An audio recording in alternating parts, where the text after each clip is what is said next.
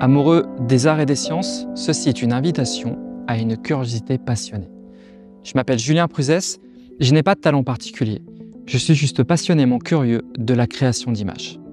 Voici aujourd'hui un essai sur les couches qui composent toute image. La photographie est un art visuel. Ainsi, l'étude de la photographie ne peut être complète qu'en s'intégrant à une étude plus globale de l'ensemble des arts visuels, l'étude de l'image. De la peinture au cinéma, du graphisme à la photographie, le dessin est commun. La création d'une image jouant subtilement avec les lois de perception de la vision humaine. Il se peut que le chemin de création diffère entre ces arts visuels, mais non ces étapes. Et l'étude comparative que je vous invite à suivre va nous permettre de découvrir la possible déconstruction de toute image photographique, et ainsi en comprendre en détail toutes ces subtilités. Alors prenons pour exemple l'art de la peinture et immergeons-nous dans un cas d'école. Admettons que nous sommes élèves et que l'on nous suggère de peindre de manière réaliste une boule blanche sur une toile noire. Par quoi commençons-nous? Dans un premier temps, nous peignons un cercle blanc, qui est en soi une forme, qui plus est, une forme géométrique simple. Nous remplissons ensuite cette dernière entièrement du même blanc et cet ensemble, nous l'appellerons masse. Ainsi, par définition, une masse représente une forme remplie d'une couleur. Puis quelle serait la prochaine étape? Évidemment, nous ressentons maintenant le besoin de créer l'illusion de volume. Mais comment faire sur une toile plane? Nous appliquons progressivement des tonalités de plus en plus sombres dans une direction définie et dans une grande proportion de la surface de notre masse. Mais que cela signifie réellement? En fait, nous sommes en train de faire varier lentement cette couleur au sein de notre forme. Ceci s'assimile à créer une variation lente. Mais il nous manque une dernière étape pour que cette image devienne réaliste. Et ce qui nous manque est l'illusion de texture. Dès lors, nous ajoutons des tonalités plus sombres, puis plus claires et ainsi de suite, de manière peu espacée et en répétition sur l'ensemble de la surface de notre masse. Mais de même, que cela signifie réellement? Nous sommes en train de faire varier rapidement cette couleur au sein de notre forme. Ceci s'assimile à créer une variation rapide. Ainsi, nous venons de créer une image réaliste par la création successive de 3 couches fondamentales qui s'imposent à tous les arts visuels. Une couche de masse, une couche de variation lente et une couche de variation rapide. Autrement dit, une couche représentant les formes et les couleurs, une couche représentant les volumes et une couche représentant les textures. Alors, si une image picturale naît de la création de ces 3 couches fondamentales, et que la peinture est un art visuel, un art de l'image, qu'en est-il de l'image photographique? La simplicité apparente d'une image finale, qu'elle soit photographique, cinématographique ou picturale, cache en fait une complexité pour son étude.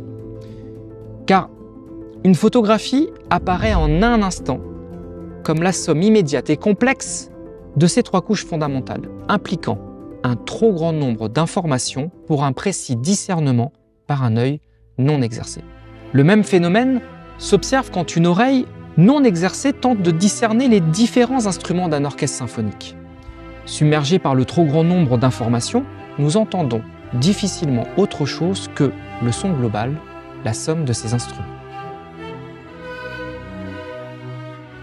Mais avec un peu d'entraînement, nous y arrivons progressivement, ouvrant un monde de subtilité insoupçonnée. Tentons alors, par déconstruction, de retrouver ce qui compose une image photographique.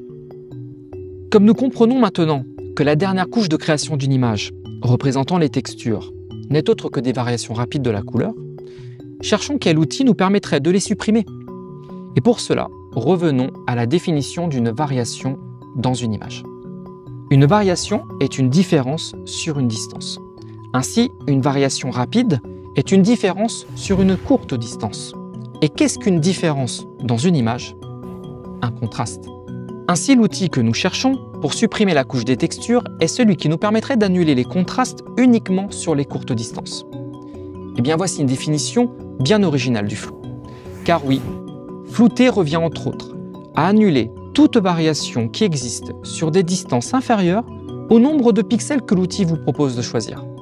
Nous venons de supprimer notre couche des textures, ceci ne laissant apparaître plus que la couche des volumes et la couche des masses. Continuons notre déconstruction en supprimant la couche des volumes. Comme nous comprenons que cette dernière n'est autre que des variations lentes de la couleur, nous la supprimons en redessinant chaque forme par une masse remplie de la couleur moyenne respective. Ceci ne laissant apparaître finalement plus que la couche des masses de notre image photographique. Mais alors, à quoi bon tout ceci? Une couleur n'a de valeur absolue que seule et devient définitivement relative dès lors associée à une ou plusieurs autres couleurs. Toute couleur unique est belle. À partir d'une association de deux couleurs ou plus, il naît soit une harmonie, soit une dissonance. Toute note unique sur un piano est belle. À partir d'un accord de deux notes ou plus, un monde de résolution de tension s'ouvre à nous. La manipulation des couleurs moyennes présentes sur la couche des masses aura un impact visuel critique sur l'image finale, nous ouvrant le monde fascinant et passionnant des harmonies de couleurs. Un impact que nous pondérerons à 60%. La manipulation des variations longues de ces couleurs moyennes présentes sur la couche des volumes aura un impact visuel majeur sur l'image finale, nous ouvrant le monde de la profondeur. Un impact que nous pondérerons à 30%. Enfin, la manipulation des variations courtes de ces couleurs moyennes présentes sur la couche des textures aura un impact visuel mineur sur l'image finale, nous ouvrant le monde du réalisme. Un impact que nous pondérerons à 10%. Mais alors, que nous raconte cet essai? Eh bien, nous pouvons désormais donner un ordre de travail pour toute création d'images.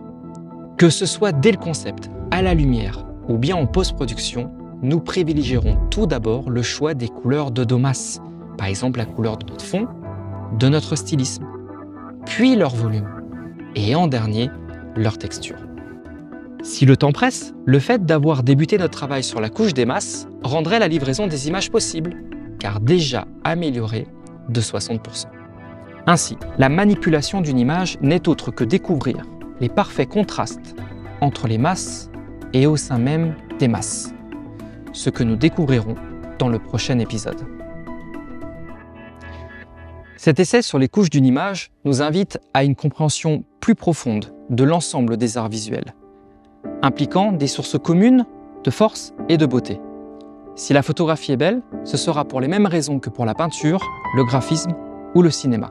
Car oui, tout est image.